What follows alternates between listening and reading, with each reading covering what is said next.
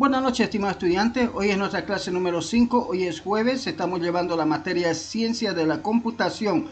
El tema que vamos a desarrollar corresponde a la unidad número 1, que es Principio de la Computación.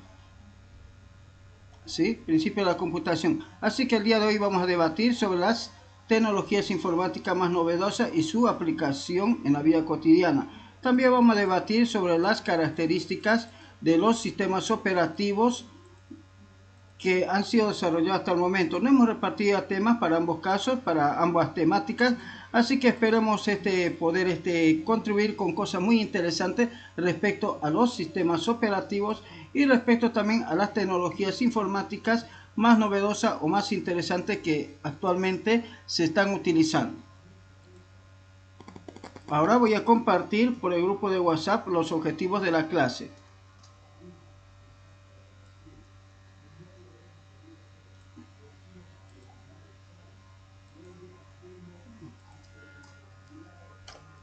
¿Listo? Entonces, ¿cómo vamos a realizar la actividad? Tenía una consulta que me decían de que parece que no está pudiéndose enviar ya las actividades. Ahorita lo vamos a revisar, por favor, ¿ya? No se preocupen, ahorita revisamos porque si no, no va a ser posible pues enviarlo. Así que revisaremos primero la actividad 1, que sería este de aquí. Vamos a revisar la configuración, cómo está. Así que esta parte no es necesario. De vuelta. Ahora, jóvenes, vamos a ver cuál ha sido la distribución. Dice que teníamos los siguientes temas. Primero vamos a hablar de los sistemas operativos, ¿sí? Entonces podemos empezar con Android, podemos empezar con Ubuntu, podemos empezar con Chrome OS. Oh, está mal escrito, ¿no? Esto es Chrome OS, es decir, Chrome OS. Podemos escribir con iOS o con Linux, con cualquiera. ¿Quién tiene listo ya para empezar a defender su proyecto, su Inge, trabajo? una consulta. ¿Sí? Antes de eso, Inge, aquí nosotros, como por ejemplo en la actividad 1.3 está el debate de los sistemas operativos. Uh-huh. Ahí es donde se subió la tarea, cada uno, pero la tarea grupal que se hizo, como por ejemplo en nuestro caso, el grupo kernel nos tocó Ubuntu. Uh-huh. Lo que no quedó en claro es el tema del Internet de las cosas. Eso es otra actividad, ya no, Inge. ¿Dónde es eso, Inge, para colocarlo? Ya, Pues ahí mismo. ya. Por eso, primero hacemos la parte de sistema operativo, luego hacemos la parte de tecnologías, digamos.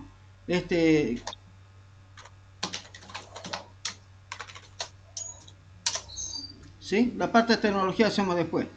Así que primero hagamos la parte del sistema operativo.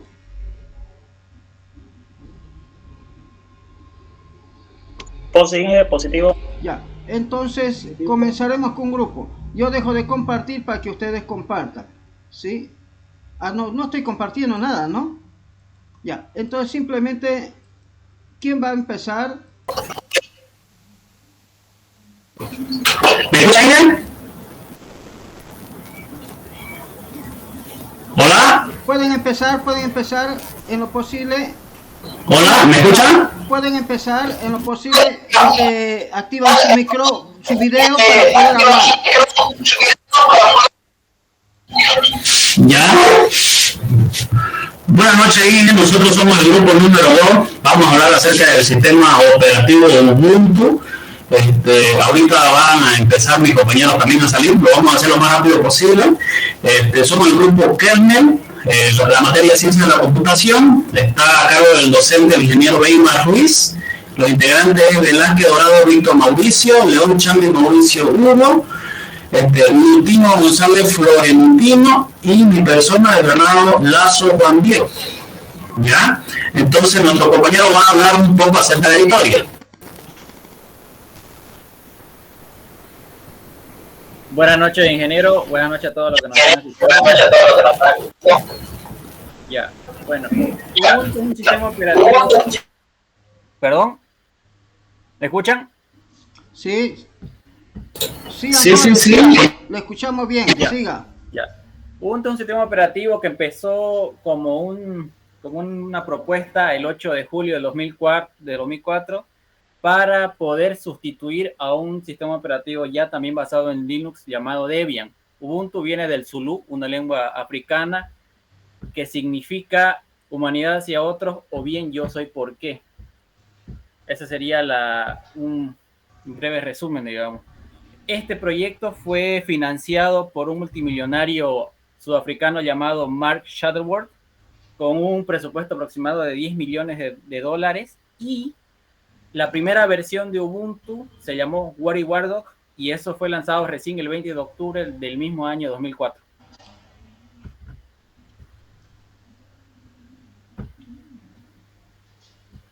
Hola, pueden pasar al siguiente. Perfecto. Ahora vamos a hablar acerca de los requerimientos mínimos del sistema operativo. Buenas noches, ingeniero Florentino. Me tocó hablar sobre los requerimientos mínimos de lo que es el sistema operativo llamado Ubuntu. Los requerimientos estándares que debemos tomar en cuenta respecto al hardware serían la capacidad de disco del almacenamiento 25 GB libre, la RAM, unos 4 GB de RAM sería lo estable, aunque con 1 GB de RAM podría funcionar también. Procesador a 2 GHz o superior con un mínimo de 2 núcleos. Y las conexiones con un dispositivo de DVD o puerto USB para que soporte la instalación. Se recomienda tener conexión a internet, aunque no es del todo necesario.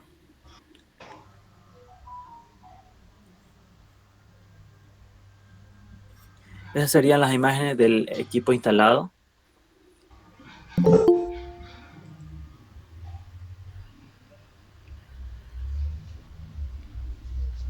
Y Bueno, dentro de las instalaciones que nosotros, de las pruebas que nosotros hemos realizado, hemos hecho nosotros una prueba en el equipo en la cual nosotros estamos trabajando ahorita, es un Ubuntu 22.04.1 LTS, una versión estable. Dentro de las utilidades más importantes que el sistema operativo nos presta es el de servidores de web dinámicos, que ya son nativos del sistema operativo. Por cierto, como ejemplo, digamos, de qué clase de proceso, qué clase de cosas nosotros podemos hacer en el sistema operativo, yo he tomado como ejemplo y lo hemos realizado en este dispositivo que ahorita estamos viendo, la instalación de un sistema mundialmente conocido como ERP-ODO, o UDO, normalmente conocido. El ODO es un sistema de multiproceso, es un sistema de multipropósito, de un código abierto, la cual tiene aplicación más de 1000 aplicaciones, porque cubre todas las necesidades de una empresa. O sea, dentro de ese sistema hay subpaquetes la cual pueden instalarse y acomodarse según necesidades de cada empresa. El costo de la licencia del sistema operativo, en este caso el contenedor que es el Ubuntu 22, es gratuito, o sea que no se requiere una licencia como tal. Y para poder promoverlo del sistema ODO, en el mismo sistema operativo también son librerías gratuitas. Claro que en la versión comunitaria, ¿no? Entonces, ambos sistemas ya son sistemas que se pueden trabajar solamente con el conocimiento y la capacidad de cada persona. O sea, y el costo de mantenimiento de ambos es mínimo, como pueden ver, digamos, en las especificaciones anteriores, aquí, es una hardware para HP notebook. O sea, ahorita estamos trabajando en una portátil como prueba, que es la que ahorita inclusive estoy en la presentación. Para ser un poco más específico, hacer un servidor web puede ser ejecutado en cualquier navegador. Este programa está programado en una base de datos tipo objeto, en base a Python. Trabaja con una base de datos que es Postgres y puede ser instalado en la nube o un servidor privado, como en este caso es aquí. Entonces, con la información adecuada, traída ya sea de los foros o de la comunidad del sistema, se pueden realizar cosas maravillosas. Como por ejemplo, si yo les voy a traer un verlo. ¿Lo ven de ahí? Sí, se ve. Se ve todo bien, se ve todo bien. O dos cotizaciones. Fíjense que yo que me estoy ahorita con un localhost, o sea que me estoy conectando a este mismo dispositivo, abierto al puerto 869 de un navegador que en este caso es Firefox. El sistema está instalado en este punto. Entonces, si me hablaba el contacto, este sistema ya está renderizado para poder trabajar, para poder trabajar en una empresa donde brinda servicio, manda autorizaciones, hace venta, como por ejemplo en este caso vamos a revisar unos pagos específicamente. Aquí está, entonces estos son los servicios, los costos y todo lo demás. Entonces es un sistema que puede ser instalado y funciona de manera bien estable en la versión de Ubuntu, ya que y es aconsejable hacerlo en Ubuntu porque se actualiza mucho, se actualiza, tiene bastante actualización y se vuelve más seguro y más para trabajar. Aquí ya yo hice una demostración, pero aquí me deja algunas capturas del sistema ya trabajando. Y ahora vamos a hablar acerca de las ventajas y las desventajas. Yo le he hablado acerca de las ventajas como servidor. Entonces, este dispositivo como servidor es una maravilla, este sistema operativo Ubuntu. Pero también, digamos, si yo lo quiero trabajar como usuario, en este caso que yo necesito hacer documentos, necesito hacer otra cosa, ya es otro tema, ¿no? Que a ver, el compañero nos va a hablar acerca de esos temas. Buenas noches, ingeniero. Mi nombre es Marcelo Goleón Chambi. Y hoy voy a hablar sobre lo que es el tema de las ventajas y desventajas, lo que es el sistema Ubuntu. El sistema Ubuntu, alguna de las ventajas es de que está disponible de forma gratuita para el uso personal y profesional, como dijo anteriormente mi compañero, que la licencia es totalmente gratuita. Alguna otra ventaja es lo que habló del proceso de configuración de un Ubuntu, especialmente con el propósito de realizar pruebas, es sencillo. En lo que es alguna diferencia de otro sistema operativo es de que el sistema Ubuntu, su propósito en sí es de realizar pruebas. Ubuntu también, alguna ventaja, proporciona una interfaz de usuario sencilla.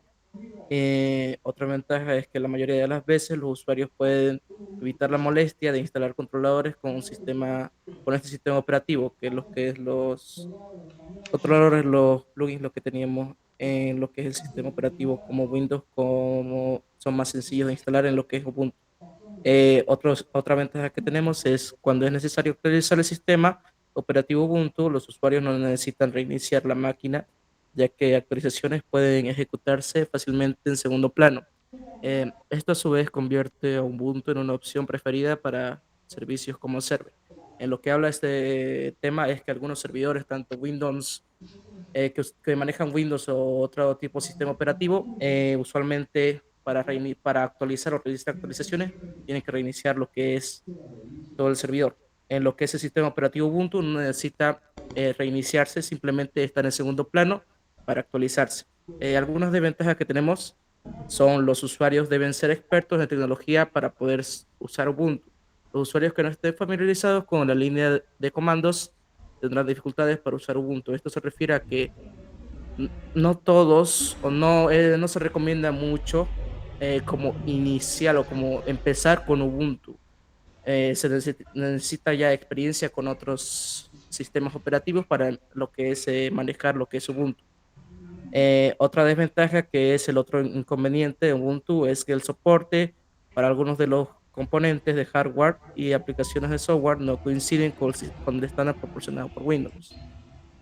Otra desventaja es que Ubuntu tampoco es compatible con algunos de los programas populares como Photoshop o MS Office. Sin embargo, existen alternativas disponibles para este software en Ubuntu, pero la experiencia para el usuario no es la misma que la de Windows. Gracias. ¿Listo? Bien. ¿A quién más le toca? Ya. ¿Terminó? Ya. Muchas gracias.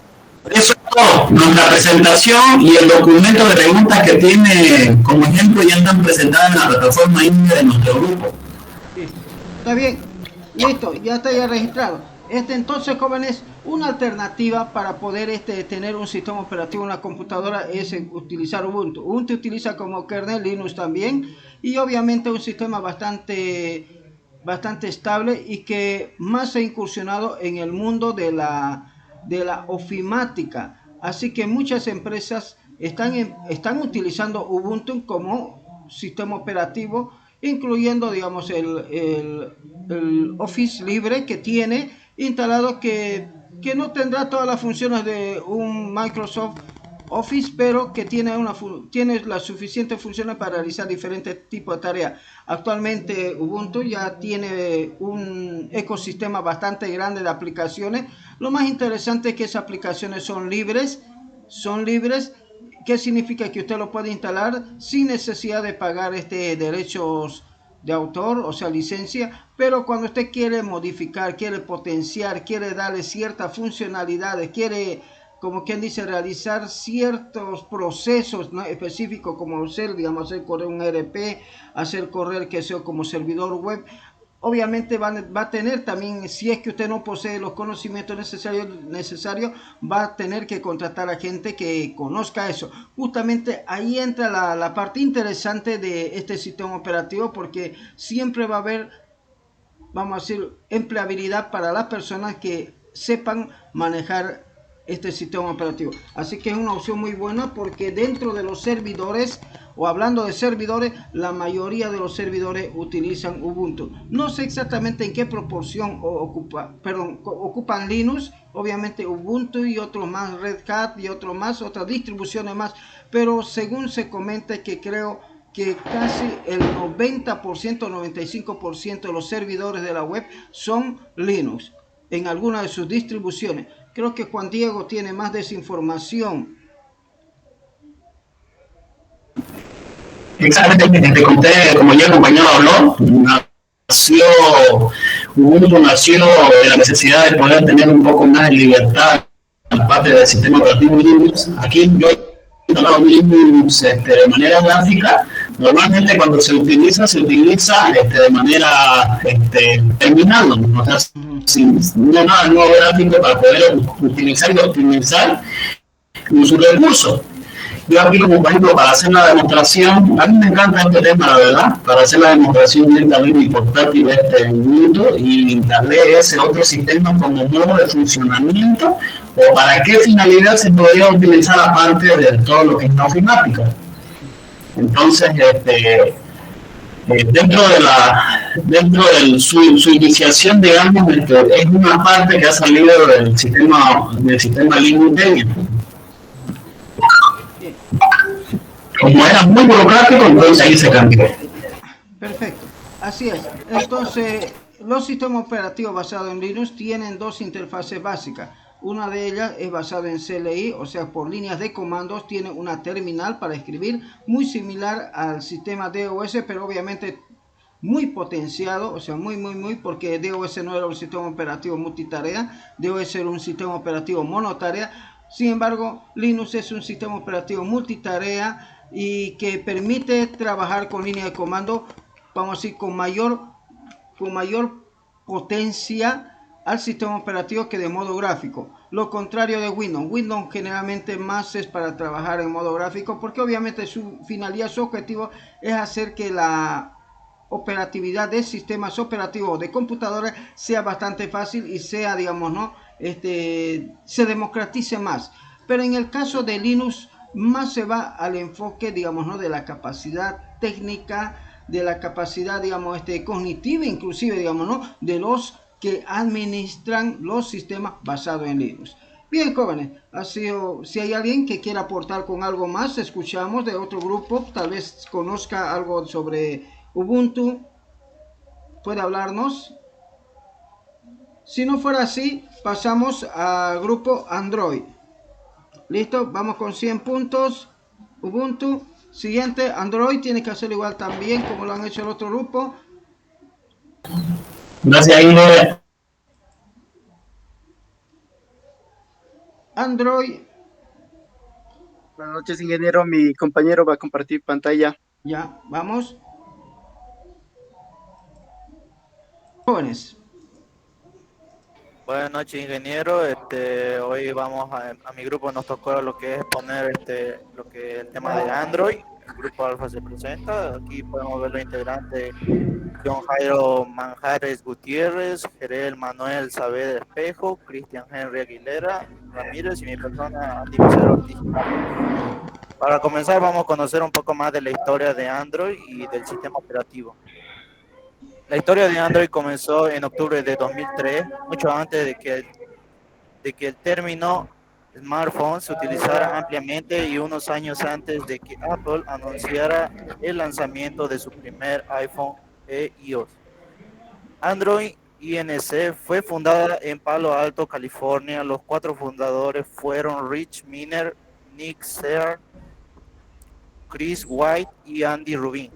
Al mismo tiempo, Rubin dijo que Android Inc. desarrolla dispositivos móviles más inteligentes que permitan una mejor comprensión de la ubicación y a las preferencias de sus propietarios. Hablando en Tokio en 2013, Rubin dijo que el sistema operativo Android fue diseñado originalmente para mejorar los sistemas operativos de las cámaras digitales, pero aún así el mercado de las cámaras digitales independientes estaban en declive. En 2005, otro gran capítulo de la historia de Android comenzó con la compra de la compañía original de Google, que Google había comprado Android. En ese entonces, los miembros de la fundación desarrollaron un sistema operativo bajo sus nuevos dueños. Se decidió usar Linux como base para el sistema operativo Android. Esto significa que el sistema operativo puede ofrecer gratuitamente y otros fabricantes de teléfonos móviles. Google y el equipo de Android creían que la compañía podía ganar dinero ofreciendo otros servicios a través del sistema operativo, incluyendo aplicaciones. A continuación le daré a conocer mi compañero. Gracias.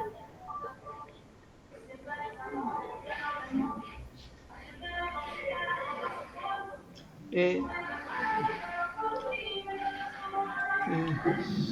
si no va a hablar, le pido que desactiven su micrófono, que active su micrófono, quien vaya a participar, por favor, para que no haya saturación de sonidos.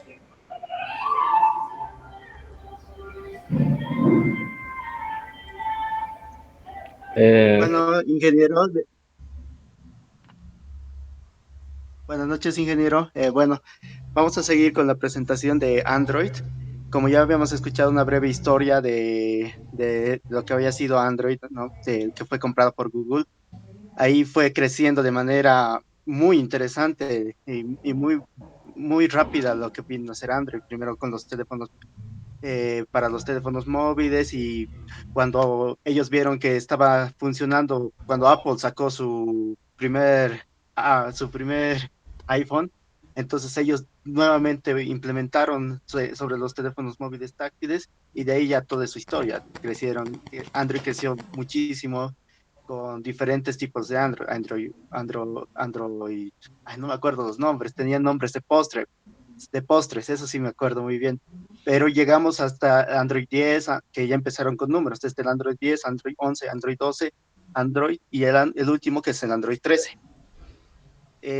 Y bueno, este último ya, obviamente, como la tecnología fue creciendo, va requiriendo mayores requisitos para que tu teléfono pueda adquirir este servicio.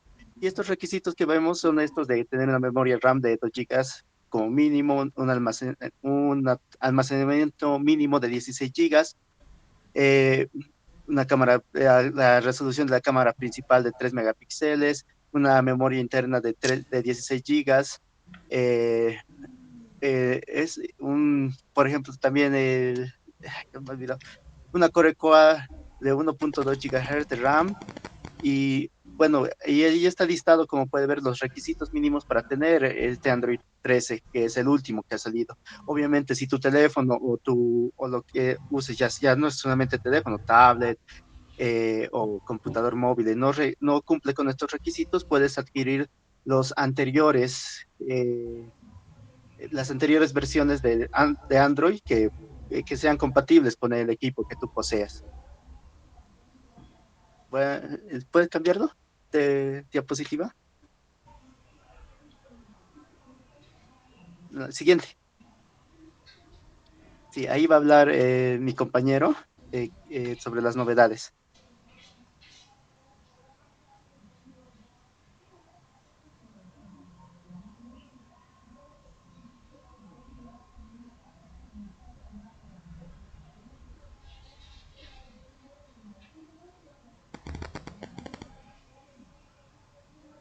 Parece que mi compañero no está. Ya. Ya. Así Parece que no, que pero mi voy a... compañero ingeniero. Tiene que continuar alguien si no está, así Sí, que no, yo continúo. Bueno, las novedades del Android 13, del último que tenemos, Ah, es ¿me escuchan, ingeniero? ahí está Ahora. mi compañero, más bien ya entró. Ah, no, el audio no daba de la computadora. Ya, ya, ahora sí. Perdón. ¿Un ratingo? Uy, ahora sí. Bueno, me presento. Soy John Manjares y le hablaré sobre las novedades de Android 13. Mejoras de material U. Los temas que se apliquen al sistema ya no solo se aplicarán a botones y similares, sino se extiende también a iconos de las aplicaciones. 2. Un nuevo reproductor multimedia. Ahora las notificaciones de la reproducción de contenido ofrecen un diseño con una barra de proceso que se mueve al sol de la música. 3. Elegir un idioma para cada app. Se permite ya configurar forma individual el idioma de cada una de las apps que se usen en el móvil. Novedades en el portapapeles. Ahora no solo es más privado al no mostrarse en pantalla superpuesta, sino se limpia de forma automática cada cierto tiempo. En audio espacial esto se refiere más a las compatibilidades de Bluetooth, audífonos inalámbricos, que en esta versión soporta ya auriculares que tengan una funcionalidad integrada. Soporte de Bluetooth Blue Audio. Otra novedad más en lo que es referente al audio, pudiendo ahora escuchar contenido de audio con menor latencia y una mayor calidad, pudiendo incluso tener varios dispositivos conectados a la vez. Y soporte para video HDR. Pocos saben usar esta función en su cámara, pero tiene, y es una gran novedad que salió. Ahora las aplicaciones de cámara de terceros ya tienen compatibilidad con videos de HDR desde esta versión, y a esto se refiere que las imágenes borrosas, lo que parecen del fondo, lo hace más nítido, así que no parece ya pixeleado. Y este es el HDR, a lo que yo sé. Y funciones de Stick Looks mejoradas. Aquellos móviles o tablets compatibles con Stick Looks podrán registrarse en la palma de la mano y los trazos del propio Stick Look para diferenciarlos ante toques accidentales o al apoyar manos sobre la pantalla. Y mejoras de la accesibilidad. Entre varias mejoras en este apartado se añade al soporte de pantalla Braille y táctil. Esto más se refiere cuando tiene un dispositivo, cuando es curvado, y siempre hay esos toques accidentales, ¿verdad? Y con esto ya lo arregla, detectando inteligentemente con la... Ahí sería todo, ingeniero.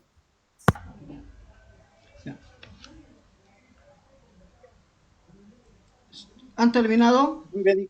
No, vamos a hablar ahora de las ventajas y desventajas de tener Android, que es el Ya. siguiente que tiene. ¿Puedes pasarlo, por favor, compañero? Las ventajas de usar Android 13 o cualquier tipo de Android. Bueno, como principal característica que tenemos de Android es la libertad que nos da para poder programar en él.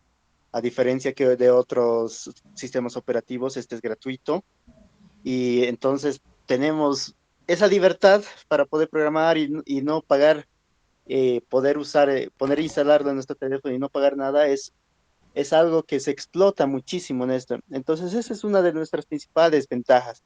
Aparte, cuenta con una diversidad y versatilidad para poder manejarlo. Utiliza un multitareas, también es multitarea, puedes ser una persona proactiva en este sistema operativo, hacer una cosa mientras estás haciendo otra cosa. Puedes estar chateando mientras estás mientras estás investigando algo, mientras estás viendo un video, o sea, puedes hacer bastantes cosas a la vez. Ya les hablé de la libertad y también brinda una mayor interacción. La libertad es innumerable, una de las banderas de Android. Y eso queda reflejado en su enorme capacidad y personalización. Es mucho más fácil la interacción entre usuarios y fabricantes. Como nos dice esa parte, es mucho más fácil moverse en esa parte de Android. Y esa es una gran ventaja que tenemos. Pero a la vez, su gran ventaja puede convertirse en una desventaja. Al ser tan libre, queda abierto a muchos problemas que nos puede traer. Por ejemplo, una de sus grandes desventajas es que puedes adquirir aplicaciones que puedan dañar tu teléfono y perjudicarte, ¿no? O, también puedes tener, ¿cómo se dice? Las aplicaciones, me olvidé cómo se dice, esas aplicaciones que solo llegan, un momento, aquí estaba, lo voy a leer. Las aplicaciones exclusivas, eso me olvidé que es la palabra. Las aplicaciones exclusivas suelen llegar un poco más tarde a Android. Primero se presentan en otras aplicaciones, en iOS, y suelen tardar en llegar a Android. Eso es otra desventaja. También hay unos problemas, posibles problemas de sincronización, es otra desventaja. Y la complejidad en la configuración avanzada. Bueno, esos son los riesgos, ¿no? Más que todo, por la libertad que tiene Android, tienen estos riesgos de tener bastante vulnerabilidad y la baja calidad de las aplicaciones, ya que muchos hacen aplicaciones en Android, suben muchísimas aplicaciones y la calidad de estas aplicaciones usualmente no son buenas, a diferencia de iOS que son muy restrictivos en lo que suben, solo suben aplicaciones de calidad. En Android no es así. Entonces no tienes esa confiabilidad de que la aplicación que vas a adquirir es una buena aplicación.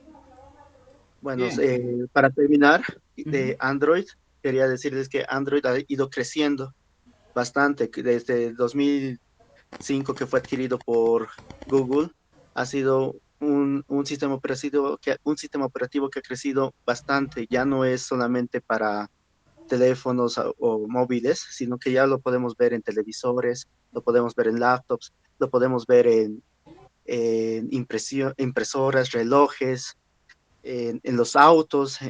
Ya los mismos autos tienen su sistema Android ahí aplicado. Entonces, esto va creciendo bastante.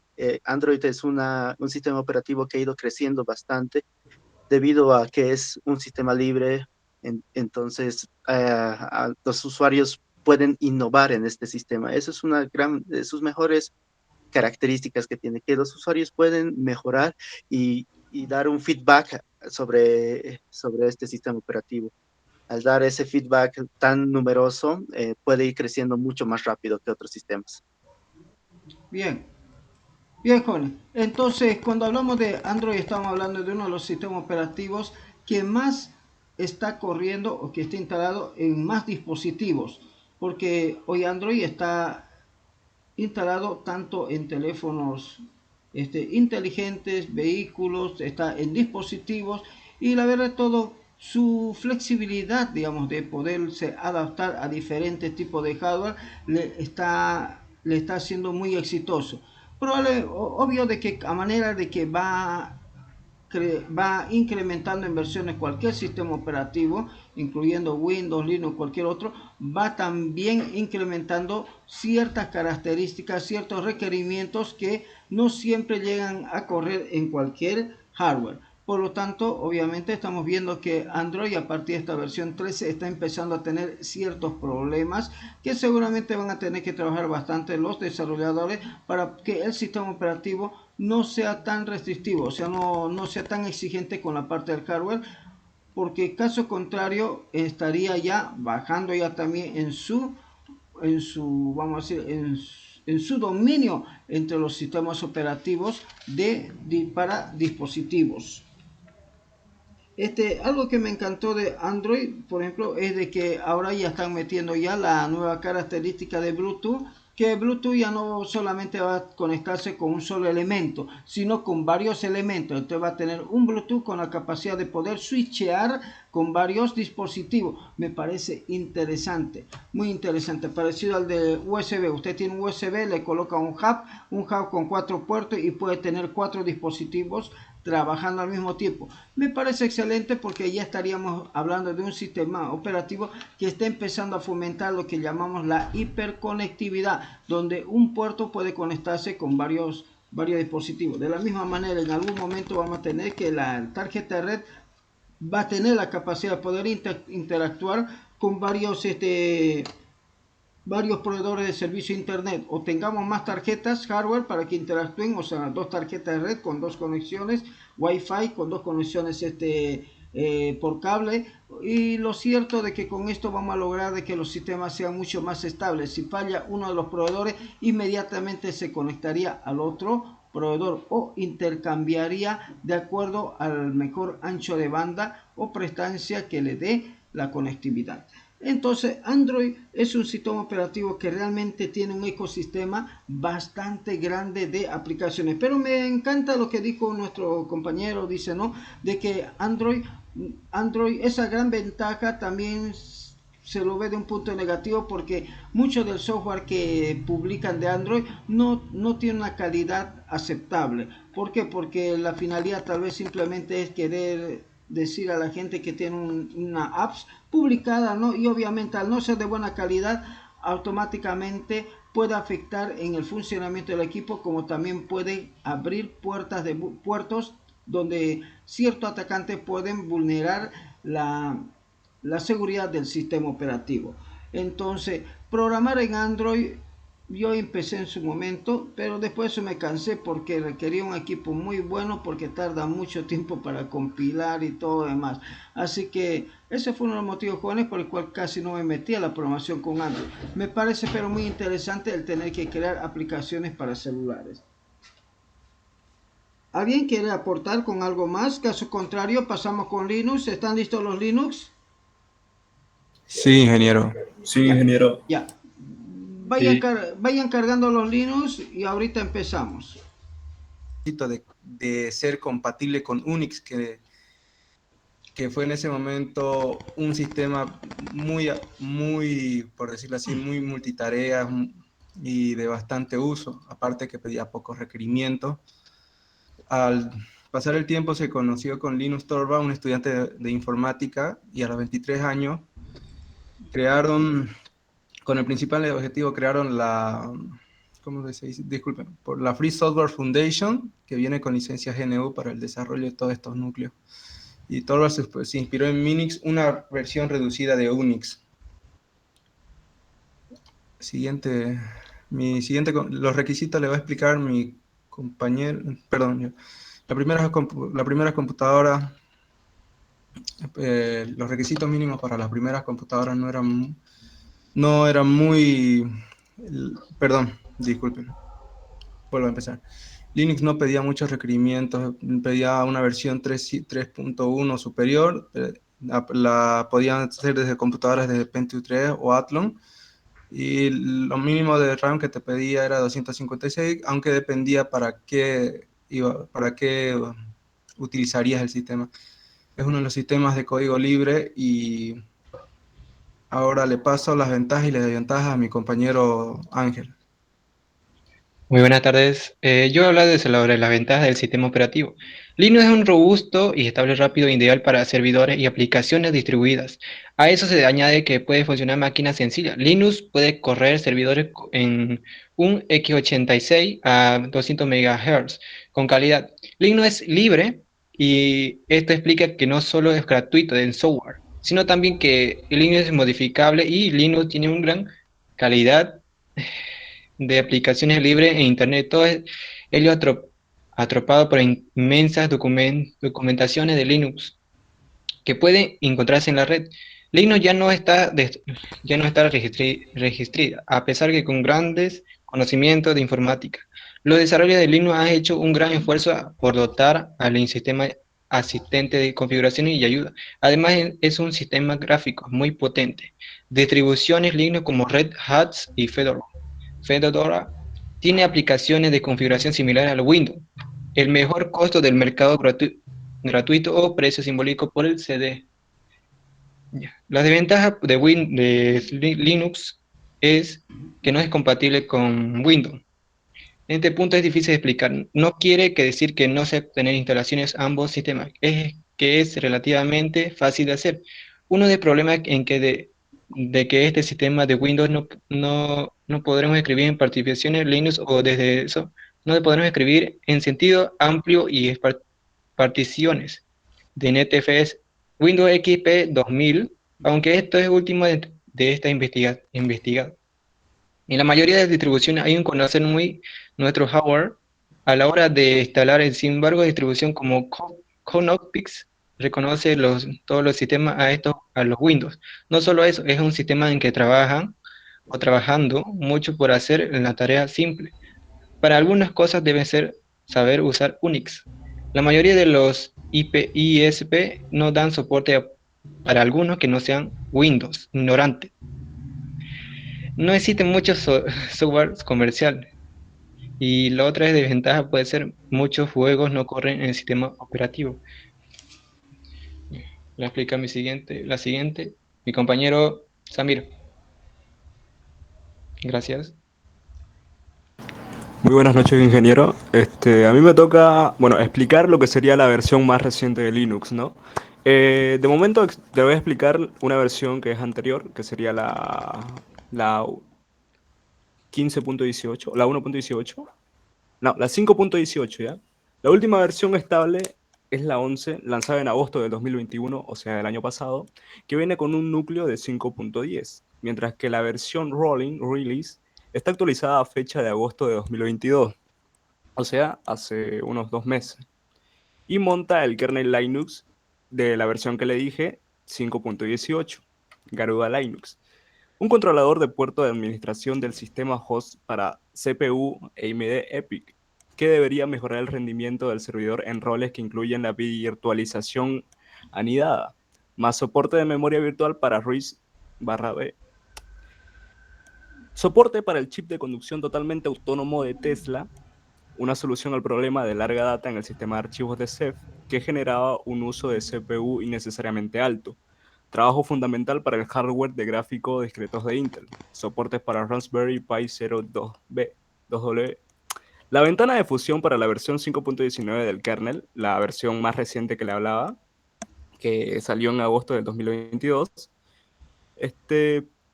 entregará otra versión del proyecto que parece tener mucho soporte para las próximas GPU, mejoras adicionales para el Silicio M1 de Apple, trabajo en curso para hacer que la CPU Alder Lake de Intel y sus múltiples tipos de núcleos funcionen bajo Linux, y una adición interesante para permitir el código escrito para RISC-B de 32 bits, trabajo de Silicio en hardware de 64 bits. Muchas gracias. ¿Listo? ¿Han terminado? ¿Han terminado, jóvenes? Ya. Bien.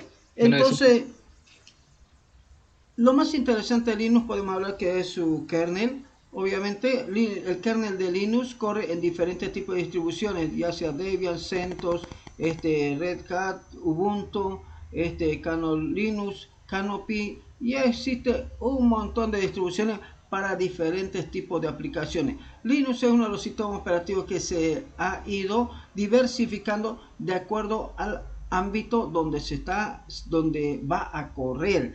Por ejemplo, hay sistema operativo Linux exclusivamente para lo que tiene que ver la seguridad informática o lo que tiene que ver, digamos, ¿no?, con la análisis forense. Entonces hay Linux exclusivamente que es para la parte de ofimática, como el caso de Ubuntu. Hay Linux exclusivamente para la área de servidores con mucha potencia, soporte y todo, como es Red Hat, aunque no significa de que los otros no sirven, simplemente que son los sistemas operativos que se han ido potenciando con más capacidad. La mayoría de los servidores de las supercomputadoras tienen Linux como sistema operativo principal. ¿Por qué? Porque este sistema operativo ha estado evolucionando continuamente, al extremo que se comenta que probablemente Microsoft utilice el kernel de Linux en alguno de sus futuros sistemas operativos. Si hay alguien más que quiere comentar sobre ese tema, sería interesante, jóvenes. ¿Escuchamos? De hecho, también, ingeniero, o sea, Linux es un sistema que se va actualizando año tras año, por eso es rentable. Aparte de los requisitos que se necesita para ejecutar, este programa serían muy bajos a comparación de otros, como por ejemplo que solamente necesita una PC compatible con el Pentium 3, el Athlon, 256 de RAM o al menos 520, que eso sería medio giga, que actualmente las computadoras llevan como 5 o 12 gigas de RAM. Exactamente. Entonces, con Linux nosotros podemos ya nomás tener, por ejemplo, podemos así montar un servidor dentro de nuestras casas para poder compartir información, tener un repositorio de datos familiar o dentro de la empresa sin tener que invertir en una computadora con características muy avanzadas. Pero también cabe aclarar un detalle, estimado estudiante.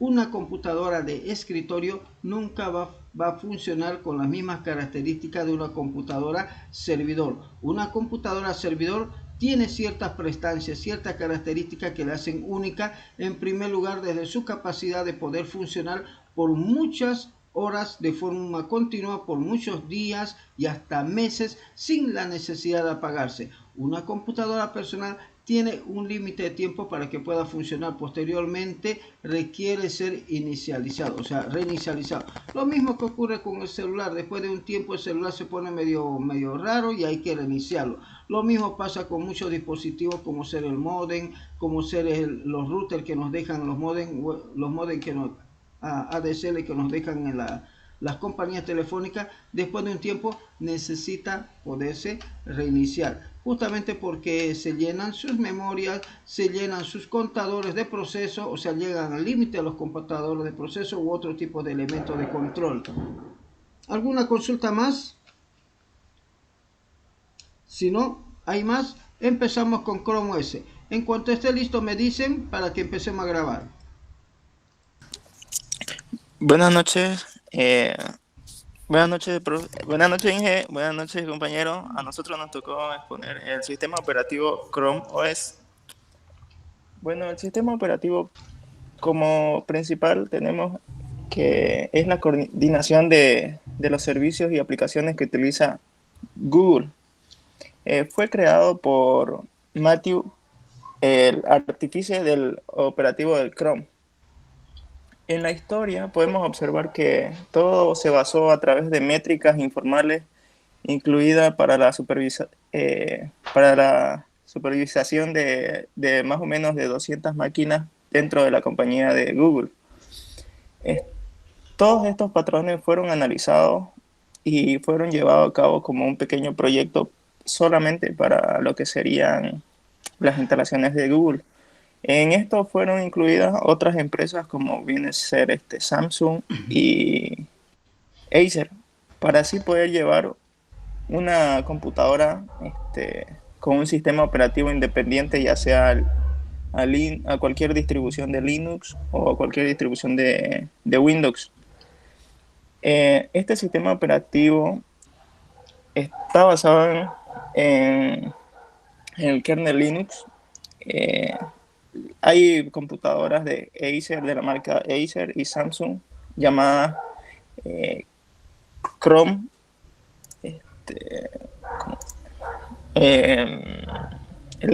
Son pequeñas computadoras notebook que llevan el sistema operativo Chrome OS. A continuación, mi compañero le va a hablar más que todo la introducción a la arquitectura que sería el Chrome OS.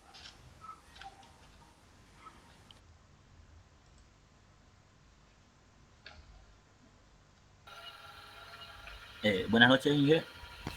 La arquitectura del sistema operativo Chrome OS está construido sobre el kernel de Linux, originalmente basado en Ubuntu. Su base se cambió a Gentoo Linux en febrero del 2010 para el proyecto Crostini. A partir de Chrome OS 80, Debian es la imagen base del contenedor predeterminado. En documentos de diseño preliminares para Chromium OS abiertos, Google escribió una arquitectura de 3 niveles: firmware, navegador y administrador de ventanas, y software a nivel de sistema y servicios de usuario.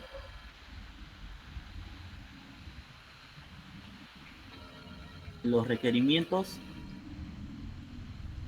como mínimo, el ordenador donde vaya a ser instalado debe poseer un sistema operativo ya incluido de 32 o 64 bits, sean Windows, Linux o Mac. Tener previamente instalado el navegador Chrome, poseer una conexión a internet y al menos 32 GB de espacio libre en el almacenamiento de disco duro. Un pendrive USB para exportar el programa a la computadora. Ya, el siguiente, mi compañero.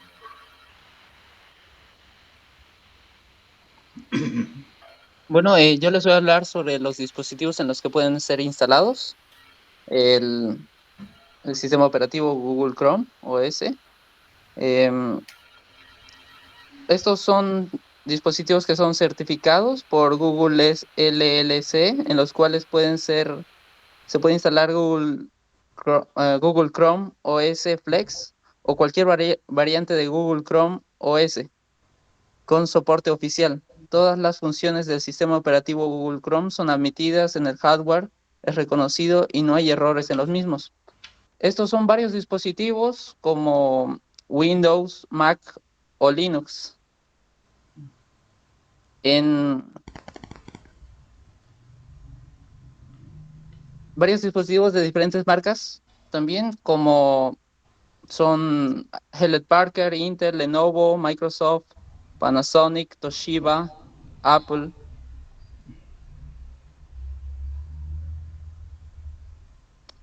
Las novedades y características sobresalientes de Google Chrome en su última versión llega con una gran serie de novedades muy interesantes, tanto para la aplicación Android como para el escritorio. El ritmo de actualizaciones de Google Chrome empieza a tener una velocidad vertiginosa. Google parece estar dispuesta a mejorar a toda costa la aplicación de su navegador e integrar características de primer nivel. La llegada de Android 12 y de los nuevos Google Pixel 6 ha propiciado que los de Google lancen la versión número 95 de Google Chrome. Esta versión estable llega tanto con las mejores para móviles como para ordenadores.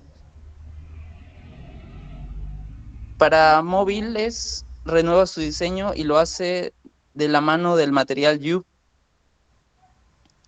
Ahora Chrome contará con tonos pasteles, esquinas redondeadas, nuevos iconos. En la aplicación Google Chrome para el ordenador, lo que encontramos es una mejora en el nivel de seguridad. A la hora de realizar pagos, Google Chrome ofrecerá, y siempre y cuando el ordenador cuente con lector de huella, la posibilidad de usar la huella al hacer un pago.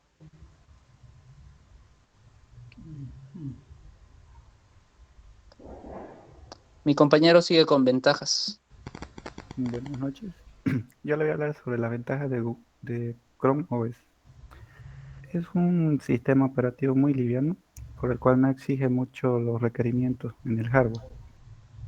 Tiene dos variantes de línea, que son el Chromebox, que son las portátiles, y el Chromebox para las máquinas de escritorio.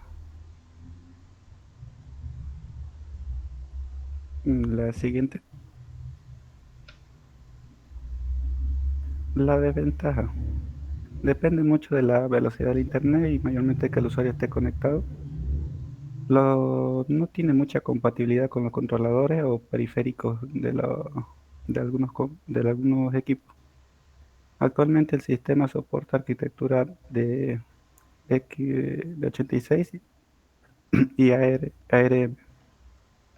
Este sistema tiene también otra ventaja, que sería que podemos utilizar las aplicaciones Android, ya que tiene algunas que son compatibles. Pero mayormente es como si fuese otro dispositivo, casi la versión de Android, porque mayormente igual está basado en Linux. Tiene mucha compatibilidad con algunos con unas aplicaciones tanto en Android, de Windows y de Linux. Eso sería todo. Gracias.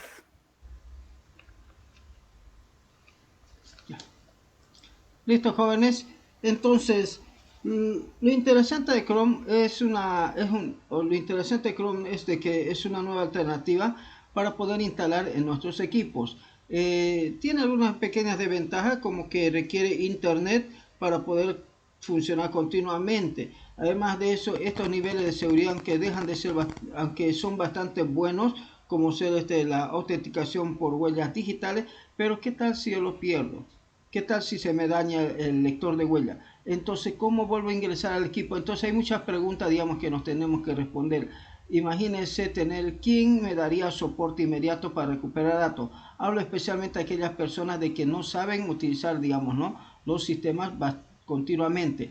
Entonces, hay varios detallitos que hay que empezar hay que tomar en cuenta también antes de instalar un sistema operativo, porque es fácil decirlo, instalo, lo pruebo y bueno, y empiezo a utilizar de aquí en adelante.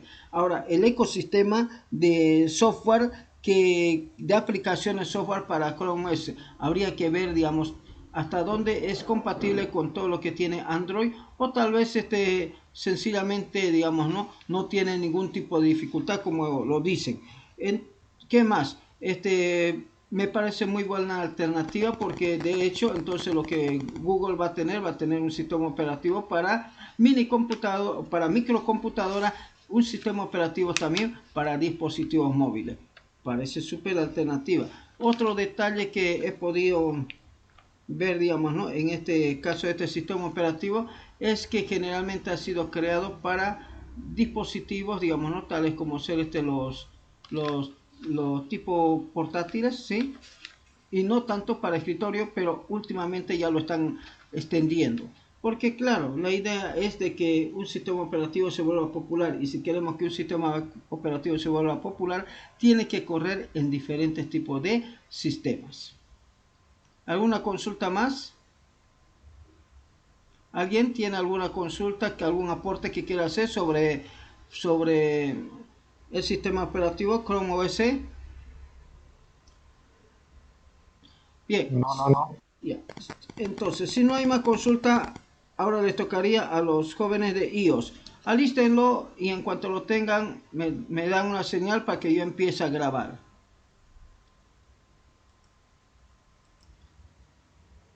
Bien, jóvenes, vamos a sortear ahora quiénes van a exponer el orden de exposición.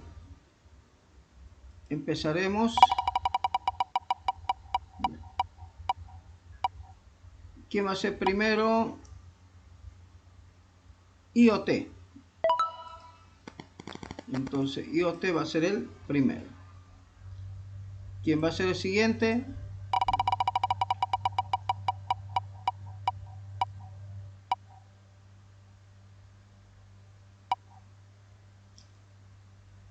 Big Data. El segundo.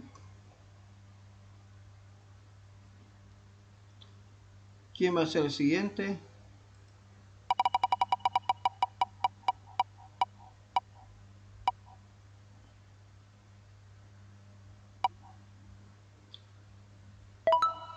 Blockchain.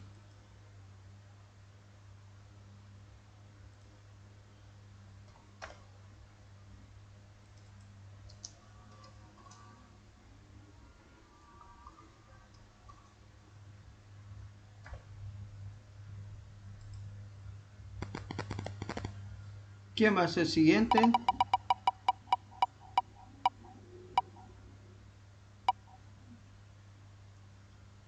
Inteligencia artificial, IA. 4.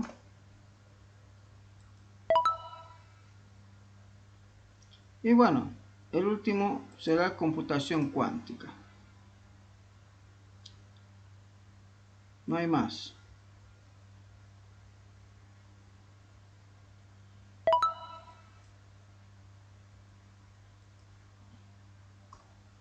Bien, entonces empieza IoT, Big Data.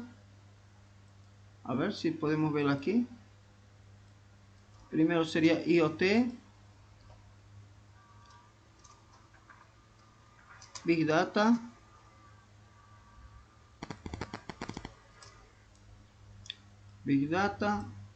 cerramos esto,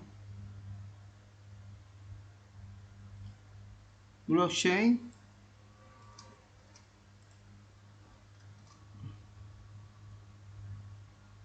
IA y computación cuántica.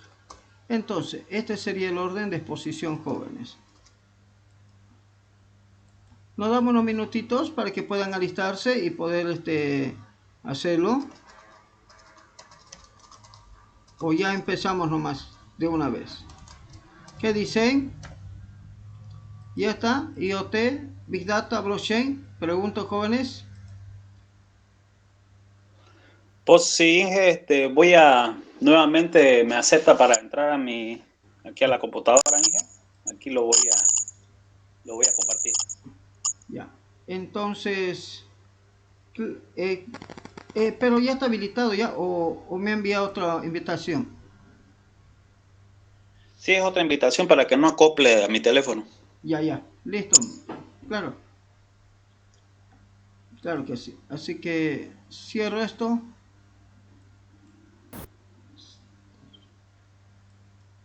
Cierro este otro, el concurso. Como la de hasta los recursos de atención de salud. En este caso, como por ejemplo, ya me van a conocer cuando entremos de manera presencial. Yo manejo un reloj por tema de salud que me mide la tensión arterial, si está muy alta o muy baja mi frecuencia cardíaca. Me manda un aviso para yo poder controlar mi ritmo cardíaco y si fuese necesario tomar un medicamento. Esos ya son hábitos que se están tomando en nuestro entorno, especialmente en este tiempo. También el Internet de las Cosas abarca accesorios inteligentes como el tema de como decía, en vez de tener interruptores manuales, podemos utilizar interruptores físicos. ¿Me están escuchando, no? Por cierto, ¿sí? ¿Me están escuchando? ¿Compañero? ¿Se escucha bien?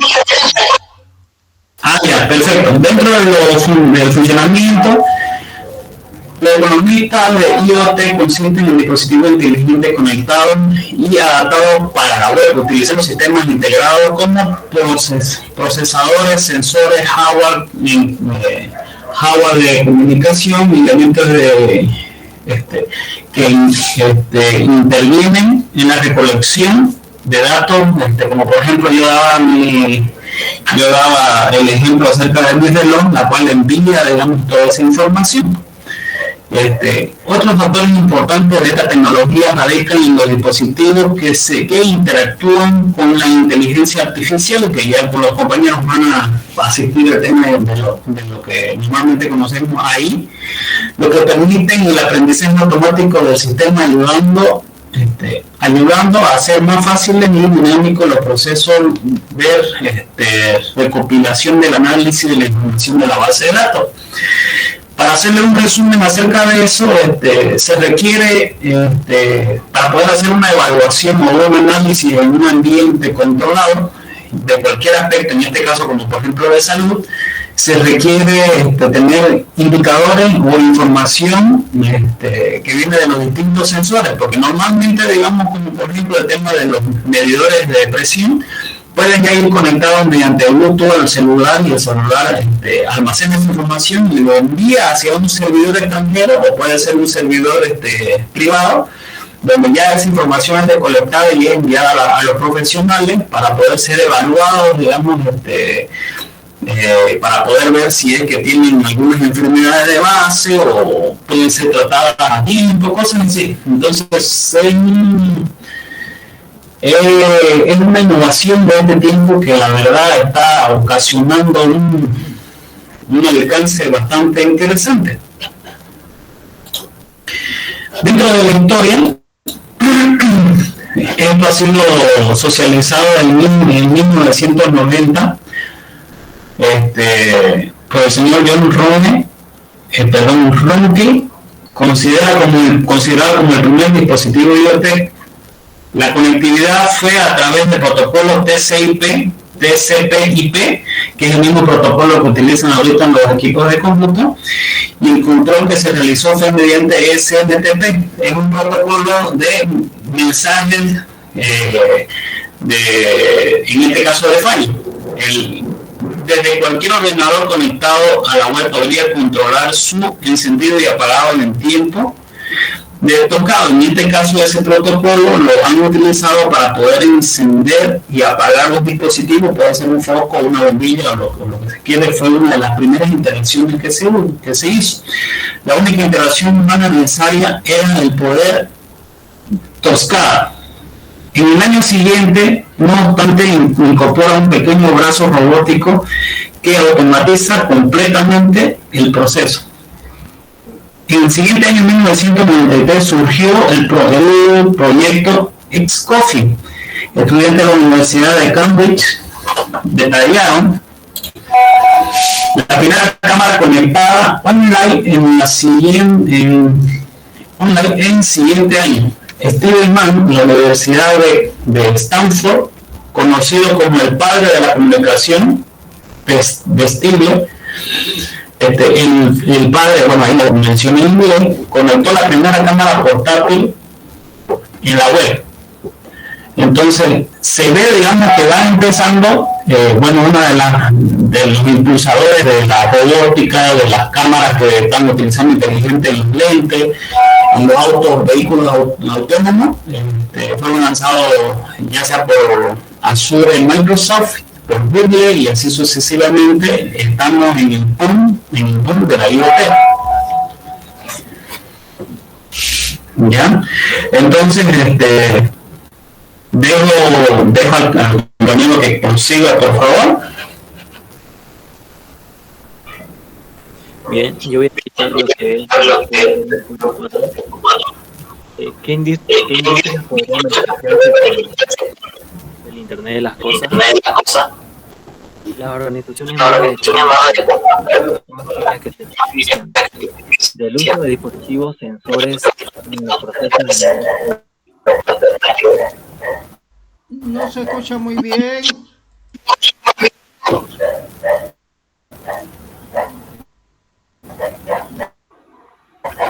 ¿Cómo es, ingeniero?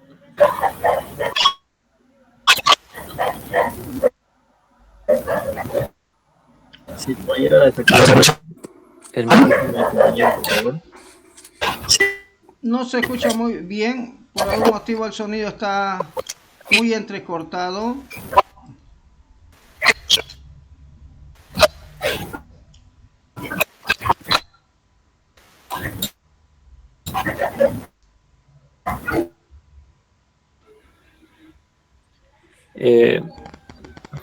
Ahora se escucha mejor, ingeniero. Mucho mejor. Bien, luego lo que les decía sobre la fabricación, los fabricantes pueden disfrutar de una ventaja competitiva mediante el uso de la supervisión de la línea de producción a fin de realizar el mantenimiento proactivo de los equipos cuando los sensores detectan una falla inminente. Los sensores pueden medir realmente cuándo se va comprometida la producción con la ayuda de alertas de sensores. Eso ayudaría más que todo a lo que le decía sobre los procesos de negocio que nos ayudarían los sensores. Luego, en el área de automotriz, se pueden obtener ventajas significativas del uso de aplicaciones del Internet de las Cosas. Además de la ventaja de aplicar a la línea de producción, los sensores pueden detectar fallas inminentes del equipo en vehículos que ya están en la carretera y pueden alertar al conductor con información y recomendaciones. Gracias a la información recopilada por las aplicaciones basadas en el Internet de las Cosas, los fabricantes y proveedores de automóviles pueden obtener más información sobre cómo mantener los automóviles en funcionamiento e informar a los propietarios de los automóviles. Claro. En transporte y logística, los sistemas de se benefician de una variedad de aplicaciones, como por ejemplo los camiones, barcos, trenes que llevan mercadería, que puedan redirigir según las condiciones climáticas. Aunque también la propia mercancía o mercadería podría estar equipada con sensores para el seguimiento y localización, ya sea por muchas cuestiones de seguridad y controles de temperatura. Las industrias de alimentos y bebidas, flores y productos farmacéuticos suelen llevar mercancía sensible a la temperatura, que se beneficiaría enormemente de las aplicaciones de supervisión que el Internet de las Cosas le podría ofrecer, que envían alertas cuando las temperaturas suben o bajan a un nivel peligroso para el producto. Bien. En el sector público, las ventajas con los servicios son bastante amplias.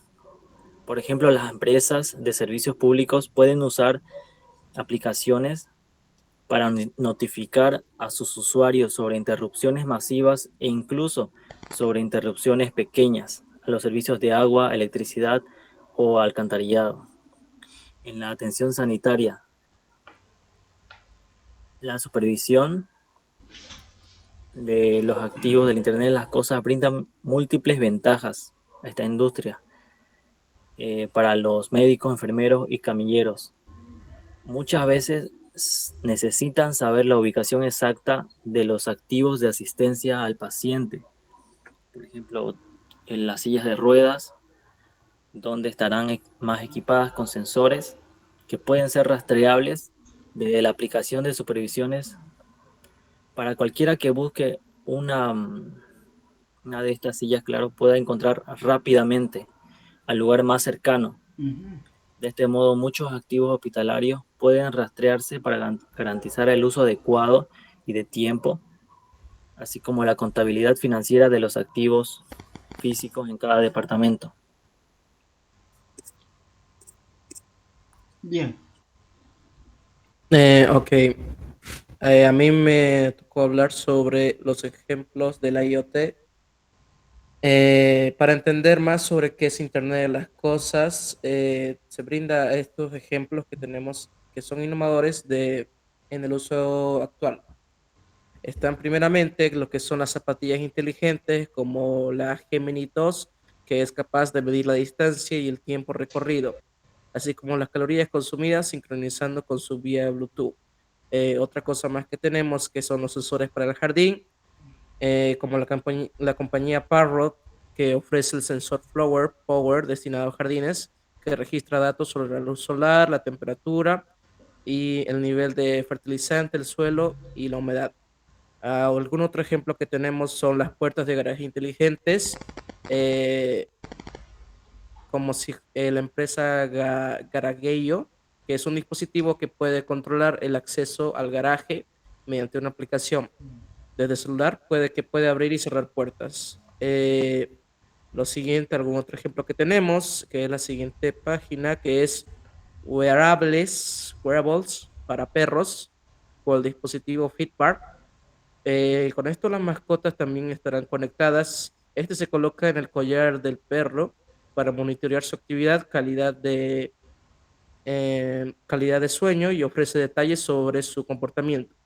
Otro ejemplo que tenemos son los reguladores de luz, una startup especializada en el mundo del Internet de las cosas.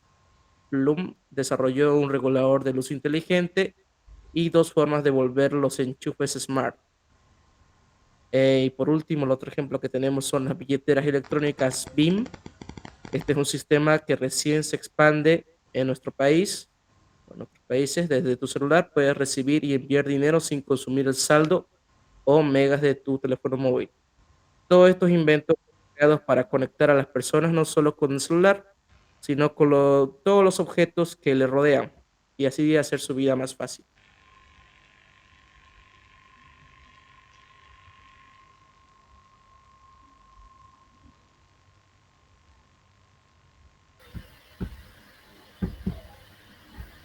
Bueno, buenas noches. ¿Me escuchan? Sí, se escucha, puede continuar. Ya, listo. Ingeniero, bueno, yo les voy a hablar ahora el uso del IoT en las empresas, algunos ejemplos. Por ejemplo, en la empresa SID se está utilizando este tipo de tecnología con el objetivo de tener una mejor gestión y control en las fábricas de Martorell para monitorizar los dispositivos e instalaciones, generar un sistema de altas temperaturas, localizar coches, puertas inteligentes, etcétera. O sea, para más que nada para automatizar todo su proceso. En las bodegas de Emilio Moro se han instalado una red de sensores en los viñedos, esto es vinícola, cuyos datos combinan con las imágenes multiespectrales de alta resolución. Y todo esto para verificar el ciclo de la cosecha. Gracias a este despliegue se pueden medir factores como la temperatura, la humedad, la absorción de agua o la salud de la vid. Todo esto para garantizar un vino de alta calidad. Otra vez aquí viendo la aplicación del Internet de las Cosas. Después en TEPCO, la empresa de seguridad utiliza esto para prevenir robos de material y en caso de que se produzcan, recuperarlos o poder denunciar la sustracción, conociendo la ubicación, activos en todo momento, con una autonomía de más de 1 año de duración. Esto más que nada se utiliza, bueno, yo tengo un poquito de experiencia en este tipo de tecnología y es una manera de que las cámaras de seguridad tengan como una especie de software del sistema operativo en el que se analiza rostro, tiempo, la ubicación exacta en el espacio y eso emite una alerta y todo eso se le llega a la persona o al encargado que tenga una determinada aplicación en el celular. Entonces, básicamente eso, el Internet de las Cosas nos ayuda a automatizar todo y a facilitar los procesos que serían, digamos, más complicados o también a reducir personal en algunas áreas, ¿no? Básicamente.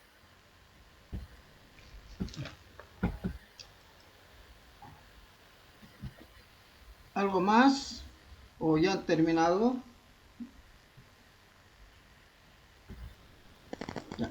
Bien, jóvenes. Entonces, para concluir, cuando hablamos del IoT, del Internet de las Cosas, estamos hablando de un nuevo paradigma de la computabilidad, donde los dispositivos, los diferentes dispositivos, son computadoras. Son computadoras que tienen la capacidad de poder interactuar con su medio, o sea, tienen sensores para capturar datos y esos datos agarran, lo envía a algún lugar para que se pueda centralizar esos datos.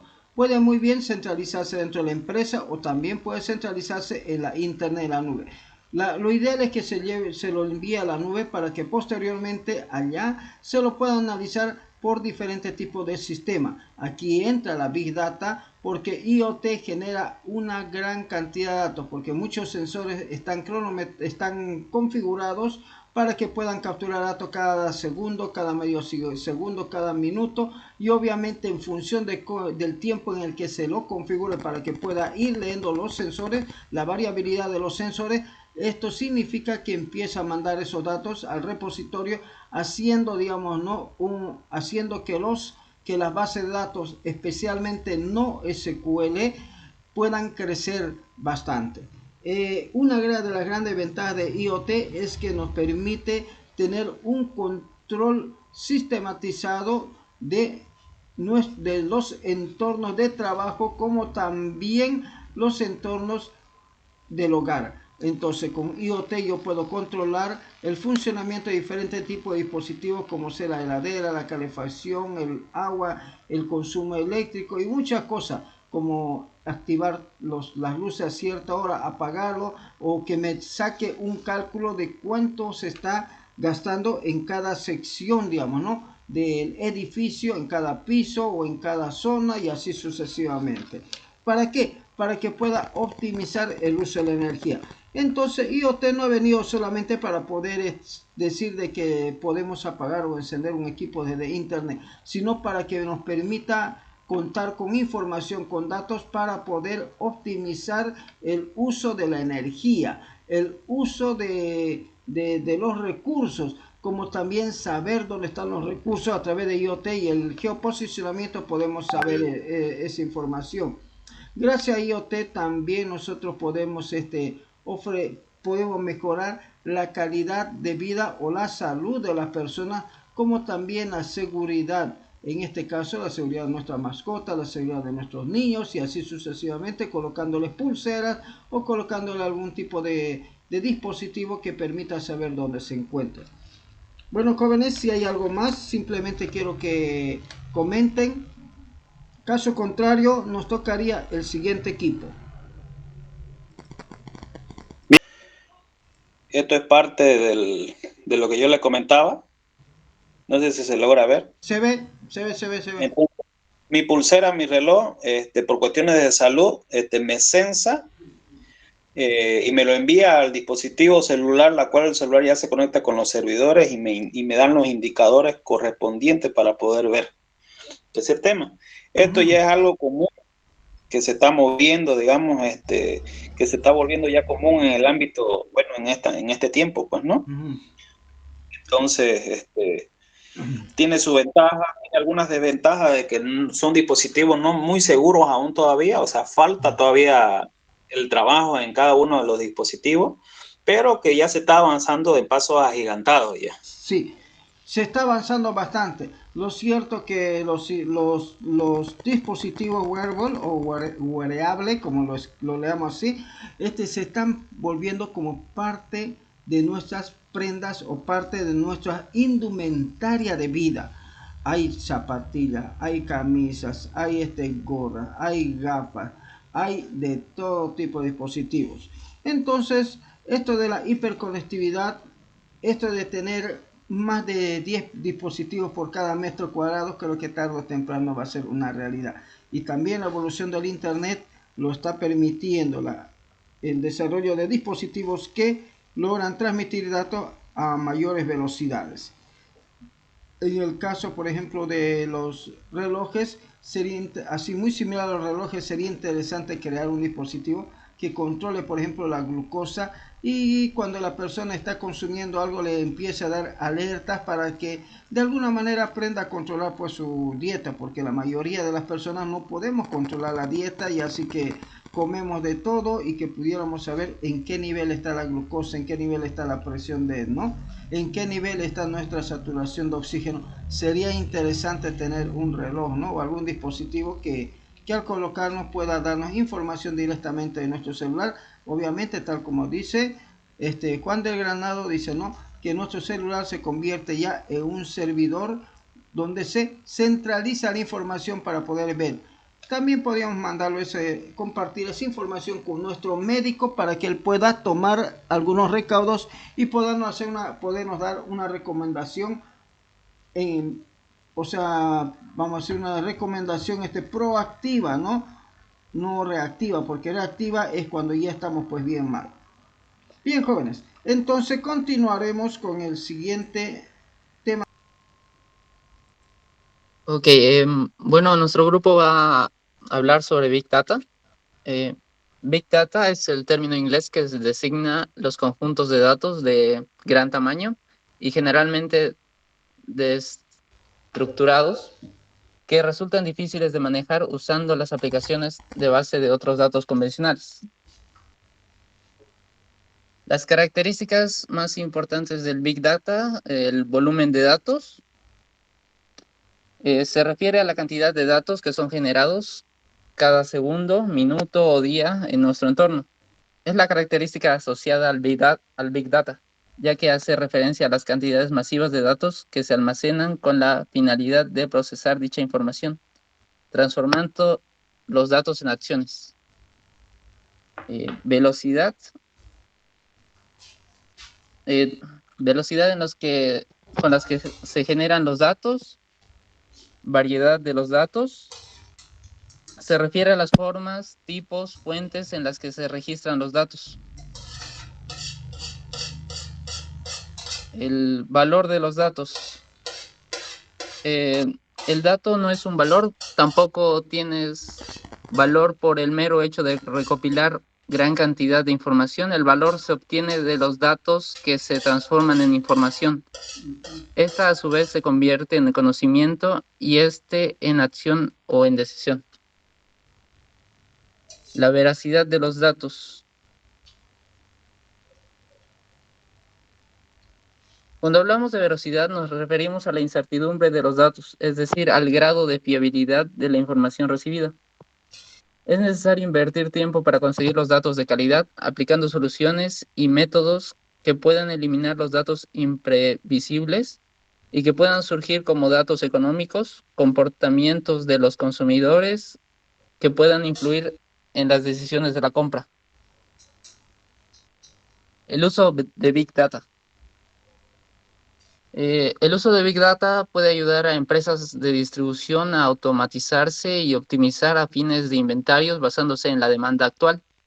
Las grandes cadenas como supermercados, como Walmart, como Rappi, Waze, Spotify, Prime Videos o Netflix, cuando pedimos un Uber o Amazon, nos muestra los productos recomendados a partir de nuestras preferencias.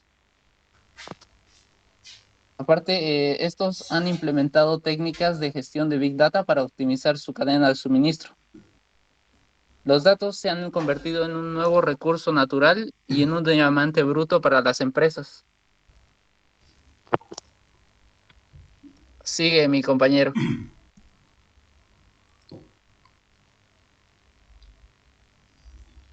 Buenas noches. Antes de los beneficios del Big Data, quería complementar un poco más con la extracción, los procesos que tiene el Big Data, llamado ETL. Para empezar, tenemos la extracción de los datos, de cómo los extraemos los datos y de dónde vienen. Para ello tenemos lo que sería el Internet de las cosas. Luego, la transformación de los datos. Al hablar de la transformación de los datos es estandarizar qué tipos de datos vamos a utilizar y cómo lo vamos a utilizar. Luego, el cargar los datos, el dónde lo vamos a cargar y cómo. Luego, para ser más concreto, sería como un ciclo de vida para los datos, que sería primero la captura, donde ya tenemos la extracción, la transformación y el cargado de datos, donde damos pie al almacenamiento de los datos.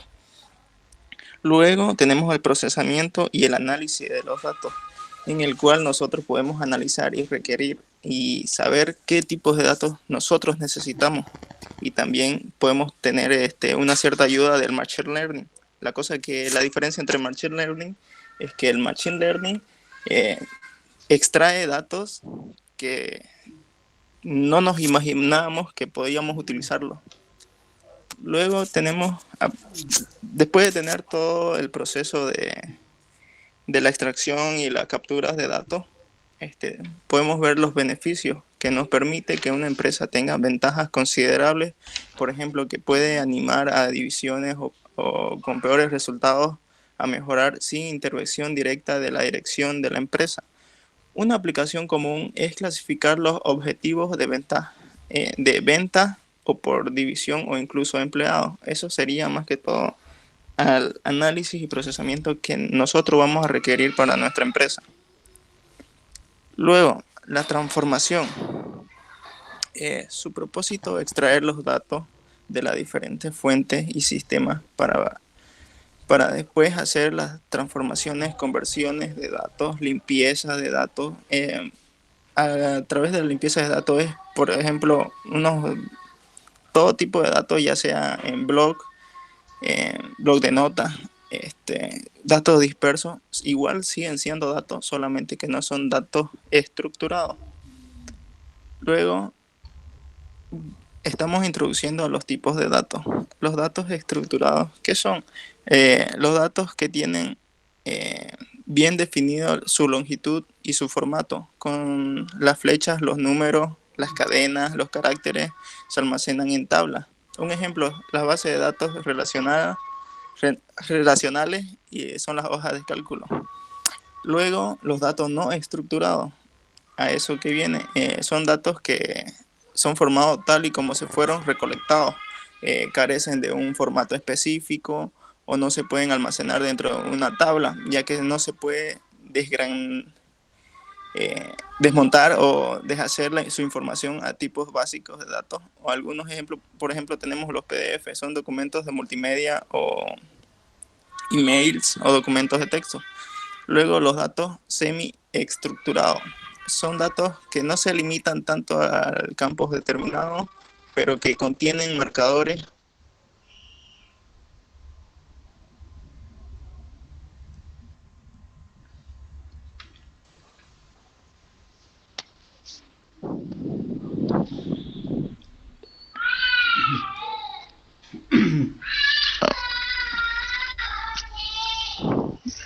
buenas. Siga. Ahora sí ya se escucha, compañero. Siga. Siga. Sigan. Bueno, Almacenamiento de los datos. los almacenamientos de datos, primeramente tenemos clasificado como almacenamiento clave o valor, key value. Los datos se almacenan de forma similar a los maps o diccionarios de datos, donde accede al dato a partir de una clave única. Luego tenemos el almacenamiento documental. Las bases de datos documentadas guardan un gran presidio con las bases de datos de clave valor o key value, diferenciándose del dato que guardan. Almacenamiento en grafo. Las bases de datos en grafo rompen la idea de tablas y se basan en la teoría de grafos, donde se establece que la información son los nodos y las relaciones entre la información son las aristas, algo similar al modelo relacional. El almacenamiento orientado a columnas. Por último, el almacenamiento column oriented es parecido al documental. Su modelo de datos es definido como un mapa de datos multidimensional, poco denso, distribuido y persistente.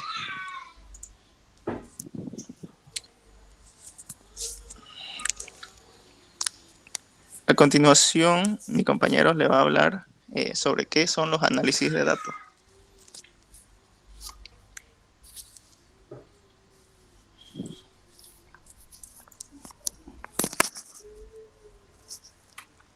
El análisis de los datos. Teniendo los datos necesarios almacenados según diferentes tecnologías, podemos diferenciarlos de analizarlos de dos maneras, tanto sea la asociación, que permite encontrar relaciones entre diferentes variables, y la minería de datos, que tiene como objetivo encontrar los comportamientos predictivos. Engloba el conjunto de las técnicas que combina métodos de estadística y de machine como almacenamiento de base de datos. Siguiente. La visualización de los datos. Big Data es una plataforma que nos permite visualizar la información a través de los análisis que llevamos a cabo sobre los datos que disponemos. Con esta plataforma se intenta llegar a un público más concreto y una utilidad más acotada como un cuadro de demanda integral de una organización.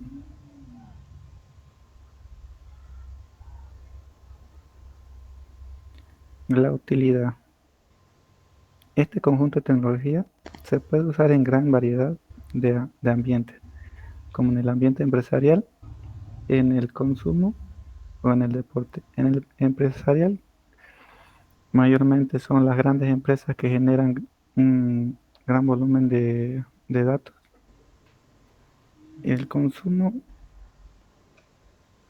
y nuestro compañero va a hablar sobre la conclusión.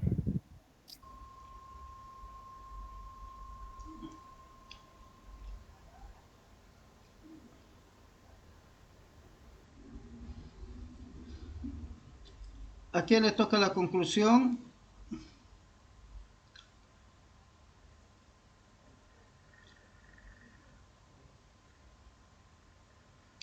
Bien, jóvenes, entonces hablaremos unos detallitos importantes de la Big Data. Entonces, una de las tecnologías que permite obtener información y cargar las bases de datos es la tecnología basada en IoT. Ahora, la Big Data trata lo siguiente: ¿qué hago con tanta información? Entonces, la Big Data utiliza diferentes técnicas, diferentes herramientas, diferentes paradigmas de los análisis de los datos, y obviamente obtiene información de valor de esos datos. Entonces, hay un dicho que dice, hay diamantes o hay brillantes en la mina de datos. Los datos como tal generalmente no tienen valor. No podemos decir, o sea, ¿qué es lo que guardan ahí adentro? Una vez que uno empieza a analizar los datos, una vez que empieza a aplicar técnicas de análisis de datos, ya sean tablas dinámicas, ya sea análisis por cubos u otro tipo de análisis que haya, entonces empezamos a entender muchas veces la forma como funciona el negocio, y eso hace que los ejecutivos, que los administradores de la empresa puedan tomar mejores decisiones gracias al análisis de datos. Entonces, Big Data ha venido a apoyar con un conjunto de técnicas desde el momento en que lo extrae, que lo tabula, que lo acomoda, que lo adecua para su análisis. Los datos generalmente, jóvenes, no son fáciles de analizar porque están guardados en diferentes tipos de estructuras o de diferentes tipos de formas de guardar, y eso dificulta que se pueda analizar datos. Les cuento que es bien complicado querer hacer que se estandarice, que se acomode los datos para que se pueda analizar. Peor todavía si no maneja un sistema de almacenamiento relacional. Actualmente hay sistemas de almacenamiento que no son relacionales, y obviamente eso dificulta mucho el análisis de datos porque se requiere de mucho software que permita tratar con los datos. Si han sido guardados en un PDF, obviamente sacarlos desde allá es una tarea extra. Si han sido guardados en un blog de notas, es otra tarea. No será tan complicado como el PDF, pero obviamente no deja de tener un grado de complejidad. Entonces, Big Data es una tendencia, es una tecnología emergente que está empezando a darle valor a los datos que las empresas tienen guardados, y muchas veces no saben ni para qué. ¿Alguna consulta más, jóvenes? A nuestro grupo nos tocó inteligencia artificial. Nuestro grupo está conformado por Andy Misael, Ortiz Hidalgo, John Jairo Manjares Gutiérrez, Yeren Manuel Saavedra y Cristian Henry Aguilera Ramírez. Bueno, vamos a empezar con la definición de IA. ¿Qué es IA? Inteligencia artificial. Es la capacidad que tienen artilugios artificiales, como ser un ordenador, de realizar tareas propias de una inteligencia humana. ¿Qué queremos decir con esto? Que es que una computadora o que una máquina o un celular tenga la capacidad de hacer cosas que hacemos nosotros. Por ejemplo, nosotros tenemos la capacidad de hacer cálculos, de hacer sumas, restas, multiplicaciones, y una máquina también la tiene. Tenemos la capacidad de memorización, podemos guardar datos en nuestra memoria, y una computadora o hasta una calculadora lo tienen. Tenemos la capacidad de jugar, de tener entretenimiento, de jugar ajedrez, de jugar, no sé, juegos en el mismo ordenador, y también algunos ordenadores o pueden ser también las consolas tienen esa capacidad de jugar y entretener. O capacidad de humor también nosotros tenemos. Tenemos esa capacidad de poder hacer bromas, reír o contar chistes, y hoy en día ya hay máquinas que pueden llegar a hacer eso. Entonces esa es la capacidad que tienen, o sea, la inteligencia artificial, de parecerse tanto a la inteligencia humana. ¿Ya? Pero hay cosas que pueden ser un poco más, ¿cómo se dice? Más difíciles. Por ejemplo, la capacidad de aprendizaje o la creatividad o la autoconciencia. Bueno, la autoconciencia todavía yo creo que está un poquito más lejos de llegar, pero se ve en películas de ciencia ficción. No sé si habrán visto de robots que tienen esa tendencia de volverse humanos, pero eso todavía está un poco lejos. La creatividad también todavía un poco más, pero esa capacidad de aprendizaje ya estamos viendo eso en las máquinas. Por ejemplo, cuando vemos el reconocimiento facial, es un ejemplo. Cuando vemos el reconocimiento de las huellas dactilares, o los autos que se conducen solos, son algoritmos que logran tener una capacidad de aprendizaje, eh, de- o sea, con la programación que le han dado, que haya logrado aprender esta máquina y y poder manejarse de esa manera. Entonces, ya estamos entrando en esa parte de que ya están aprendiendo o sea, ya la máquina está aprendiendo y modificando su código según las entradas que tiene. Bueno, esa es la definición de IA, dando un vistazo grande y amplio, porque si vamos más profundo es un tema muy amplio, pero vamos a seguir, mi compañero va a continuar. Buenas noches, ingeniero. Me tocó el tipo de inteligencia. Aquí podemos ver varios sistemas de tipos de inteligencia, como el sistema que piensa como humanos. Estos sistemas tratan de emular el pensamiento humano, que por ejemplo las redes neuronales artificiales, la automatización de actividades que vinculamos con procesos de pensamientos humanos, actividades como la toma de decisiones, resolución de problemas y aprendizaje. Sistemas que actúan como humanos. Hoy en día podemos ver cómo los robots o la robótica está avanzando mucho más y se quiere asemejar a lo que es a nosotros, a los humanos. En sistemas que piensan racionalmente, esto nos quiere decir con lógica que tratan de imitar el pensamiento racional del ser humano. Por ejemplo, los sistemas expertos y el estudio de los cálculos que hacen posible percibir, razonar y actuar. Otro podemos ver aquí en sistemas que actúan racionalmente también. Trata de emular de forma racional el comportamiento humano, por ejemplo, en la gente inteligente, que está relacionado con conducta inteligente y artefactos. Aquí podemos ver también las máquinas reactivas, que es el modelo más básico y se basa en un sistema de respuestas digitales que no tiene memoria. Otro podemos, por ejemplo, también la memoria limitada. A diferencia de las máquinas reactivas, la memoria limitada logra mirar al pasado para de manera limitada y temporal, almacenando información recolectiva durante cierto tiempo y añadiéndola a su programación. Eso podemos ver, ingeniero, como los tipos de inteligencia. A continuación le dirá mi compañero.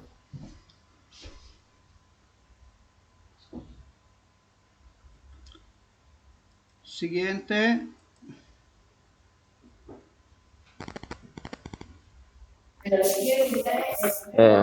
Buenas tardes, ingeniero. Yo le voy a hablar sobre implicaciones sociales y éticas y filosóficas. ¿Se escucha bien? Si me lo puede confirmar, por favor. ¿Se ve todo bien? ¿Se escucha? Perfecto. Continúe. Ok. Comienzo. Ante la posibilidad de crear máquinas dotadas de inteligencia, se volvió importante preocuparse por la cuestión ética de las máquinas para tratar de garantizar que no se produzca ningún daño a los seres humanos, a otros seres vivos e incluso a la misma máquina. Según algunos corrientes de pensamiento, es así como surgió un amplio campo de estudio conocido como ética de inteligencia artificial. De la relativamente reciente aparición, que generalmente se divide de dos ramas: la robótica, encargada de estudiar las acciones de los seres humanos hacia los robots, y la ética de las máquinas, encargada del estudio del comportamiento de los robots para con los seres humanos. El acelerado desarrollo tecnológico y científico de la inteligencia artificial que se ha producido en el siglo XXI supone también un importante impacto en otros campos. En la economía mundial, durante la Segunda Revolución Industrial, se vivió un fenómeno conocido como desempeño tecnológico, que se refiere a cuando la automatización industrial de los procesos de producción a gran escala reemplazada la mano reemplazará, digo, la mano de obra. Con la inteligencia artificial podría darse un fenómeno parecido, especialmente en los procesos que interviene la inteligencia humana, tal como se ilustra en el cuento Cómo se divertían de Isaac Newton. En el autor, En el autor vislumbra algunos de los efectos que tendría la interacción de máquinas inteligentes especializada en pedagogía infantil en el lugar de profesores humanos con los niños en la etapa escolar. Este mismo escritor diseñó lo que hoy se conoce como las 3 leyes robóticas, aparecía por la primer relato. Les voy a contar las 3 leyes que son más importantes. La primera ley: un robot no hará daño a un ser humano, ni por ignición permitirá que el ser humano sufra daño. La segunda ley: un robot debe cumplir las órdenes dadas por los seres humanos, a excepción de aquellas que entren en conflicto con la primera ley. La tercera ley y la última: un robot debe proteger su propia existencia en la medida en que esta protección no entre en conflicto con la primera o con la segunda ley. Bien. Y acá sería, acá. ¿Hasta ahí? Sería, ¿Hay algo más? ¿Hay algo más? ahí ahorita lo cambio.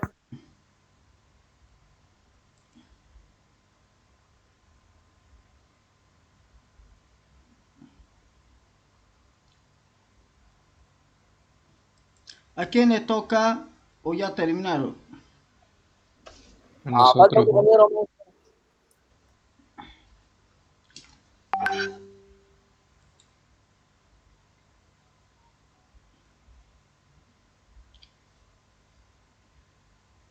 Bien, creo que han terminado, jóvenes, no escucho más. Nadie más se manifiesta. Sí, creo, sí. No está conectado. Ya. Ya. Entonces, cuando hablamos de la inteligencia artificial, jóvenes, hablamos de una tecnología que está revolucionando el mundo entero igual. Y gracias a la inteligencia artificial se habla también de otras tendencias como el aprendizaje profundo y otros más, donde se implementa un conjunto de algoritmos basados en modelos matemáticos estadísticos, la mayoría. Por lo tanto, de que para poder aplicar estos modelos sí o sí tenemos que revisar nuestro apunte de matemática, de estadística, de probabilidades para poder lograr, digamos, ¿no?, hacer que los sistemas puedan aprender, puedan recordar, puedan tener comportamientos más próximos a los que tiene el ser humano. La inteligencia artificial ha hecho actualmente que muchos robots puedan actuar como si fueran humanos. Lo cierto es que ya se han cumplido ya muchas de las reglas o muchos de los presagios que había sobre la inteligencia artificial, pues la inteligencia artificial permitirá poder realizar tareas, digamos, ¿no?, más efectivas, digamos, y de forma más desatendidas. Uno de los precursores de la inteligencia artificial fue Alan Turing, aunque no dice aquí el material, pero en el material habla también de otra persona que logró volver, digamos, como quien dice, a reactivar esta ciencia que en cierta manera había quedado un poco rezagado por la tecnología que no colaboraba para poder continuar con su desarrollo. A esto se lo llamaba como el invierno de la inteligencia artificial, cuando quedó un poco paralizado por algunas décadas. Bien, entonces ahora continuaremos con la siguiente exposición. ¿Pueden dejar de compartir, por favor? El blockchain es una enorme base de datos que se recoge y se almacena de información para crear un registro único y también un registro duplicado para varias fuentes, así haciendo microtransacciones, firmas o NFT de modo transparente. El blockchain se inició a mediados de 2008 bajo el proyecto también de Bitcoin y se lanzó a mediados de 2011. Como dice en inglés, blockchain son bloques de cadena de información que se unen una tras otra mediante cálculos de tarjetas de memoria o cualquier otro sistema que haga cálculos, asegurando así que sea prácticamente imposible maquillar los datos o o en caso de robo de datos, saber dónde exactamente va la información. Ahora mi compañero Ángel va a explicarle para qué sirve la tecnología en sí. Buenas noches, ingeniero. Yo le voy a explicar para qué sirve la tecnología blockchain. Es un enorme ahorro en coste que conlleva la tecnología blockchain. Hace que su aplicación en la vida cotidiana sea infinita y además deseable y conveniente. Aquí vamos a explicar a continuación el principio del uso, cuáles son sus usos. El servicio financiero, más allá de la criptomoneda, la ventaja de blockchain reside en las transacciones de las operaciones financieras o en la lucha de fraude y también el sistema de salud. Mejorando la gestión de historiales clínicos electrónicos, garantiza su integridad y privacidad, habilidades, acceso único por parte de personal autorizado. Las manufacturas pueden ser utilizadas para garantizar las transaccionalidades, cualquier bien desde su fabricación hasta su venta o reventa, o la prevención de fraude y falsificaciones. Logística. Agilizan todos los trámites de conlleva de transporte de bienes y mercancías, tanto las transmovilizaciones como seguridad, paso por aduanas, etc. Gobierno, formando las bases de todos los registros públicos, salud, transporte, justicia, legislación, votación, impuestos y pensiones. Como sucede en los casos de Estonia, país de vanguardia mundial en el punto, está en el campo. Donaciones, para proporcionar una mayor transacción en donaciones a entidades sin ánimo de lucro y su destino a proyectos concretos. Retail, habilitando el sistema avanzado de financiación de clientes, además mercados descentralizados para el intercambio sin intermediarios de bienes y servicios. Identidad digital. Se puede construir un sistema de identificación en el cual solamente sería necesario aportar documento una vez para luego poder identificado por administración y público y empresa privada a la hora de gestionar trámites o contratar servicios. Contrato. En la gestión de los llamados smart contracts es entre los clientes y proveedores se entiende muy bien para qué sirve la tecnología blockchain, ya que su pago activaría automáticamente cuando ambas partes acuerdan que habían cumplido ciertas condiciones. Productos culturales para luchar contra piratería, habilitando sistemas de seguimiento de derechos propiedad intelectual y sus pagos relacionados en sectores como música o la fotografía. Seguros. Habilitados los conoce como seguros paramétricos, es decir, aquello que en lo que ocurría de una determinación circunstancia y automáticamente lugar en el pago o indemnización. Aquí puede ver en la página donde se puede hacer transacciones, como ves un zorrito o como le dicen, donde guardan sus criptomonedas y lo demás que son ya mundialmente conocidos, ya ese es un banco para las criptomonedas y otras cosas más. Eso es todo.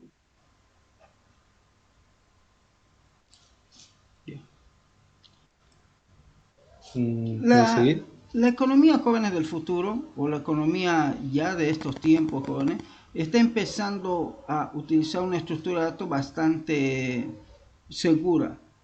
Se dice que blockchain es una de las estructuras de datos más seguras porque obviamente deja un rastro bastante transparente, rastreable en varios equipos, de manera que va a ser muy difícil querer, digamos, ¿no?, burlar, querer modificar los datos, aunque siempre alguien le pillará alguna técnica. Lo cierto es que blockchain se está convirtiendo en la tecnología base de lo que son las criptomonedas. Seguramente el día de mañana las claves de seguridad también probablemente también se puedan manejar basado en blockchain. Por ejemplo, la venta de entradas, cualquier tipo de actividad comercial humana con blockchain sería muy interesante poderlos realizar. Imagínense tener que utilizar blockchain también para poder validar la propiedad intelectual, jóvenes, de ciertos conceptos, ciertos términos, y sería interesante, ¿no? Entonces, blockchain no deja de ser una tecnología que nos va a permitir, en cierta manera, revolucionar en torno a la seguridad, la integridad de los datos.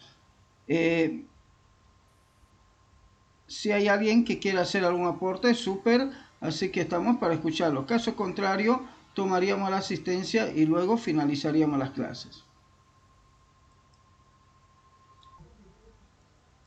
Agradezco su participación en la clase del día de hoy. El día de mañana continuamos con la clase. El día de mañana ya vamos a entrar a la parte de hardware. Vamos a empezar ya a utilizar un simulador que nos permite comprender mejor el funcionamiento de una máquina basada en un modelo de von Neumann, y luego entramos a otros simuladores más para utilizar, e inmediatamente ya entramos a la parte de lo que tiene que ver con algunos cálculos matemáticos que nos van a permitir comprender, digamos, ¿no?, el funcionamiento de la computadora. Hasta mañana, jóvenes, que les vaya muy bien. Hasta mañana, ingeniero. Hasta mañana, Ingeniero, jóvenes. Hasta mañana. Hasta mañana, ingeniero. Que tenga buena noche. Igualmente.